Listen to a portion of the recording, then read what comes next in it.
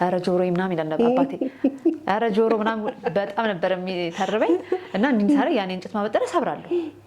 ይሄ ላስቲኩ አያበጥረውም ፀጉሬን እና ድምፅ አለው የሚለቃ እና በጣም መጨረሻ ኪንኪ በፍጹም አሁን በተለይ ካደግኩ በኋላ ፀጉሬ መሄድ ከጀመርኩ በኋላ ፀጉር ቤት ካልሆነ በስተቀር እንድች ብዬ ፀጉሬን ውሃ አላስነካትም። ውሃ ከነካ በቃ ነገር ተበላሸ።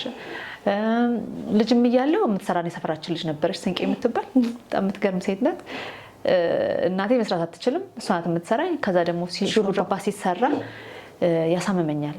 ስለዚህ ቅዳሜና እሑድ አልነበረ ድሮት እሑድ በቃ ሁሉ ሰፈር ላይ እግር ስር ቁጭ ብለን ለፀጉራችን የምንሰራ ይሰራል። እኔ ሰኞ ማታ የለም ፀጉር ተፈቷል እና ልጅቷ ትበሳጫለች። እኔ ሁለተኛ አልሰራትም ትላለች።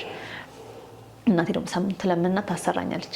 ከአራት ያክል ከአምስት ያክል በኋላ ግን ዝም ብዬ ሶስት ቦታ መስራት ምናምን ለመድኩኝ ራስሽ። አዎ እና የሆነ እድገት አለ። የሆነ እዚች አካባቢ ደረጃ ነው በቃ ሲበጠር እንደዚች አካባቢ የሚደርስ ነው እና መጀመሪያ የታጠበ ቀን ነው በጣም የሚያስቸግረው። ከዛ በኋላ በደንብ ሲበጠርና ሹሩባ ከተሰራ በኋላ ስትፈቺው ደህና ይሆናል ማለት ነው።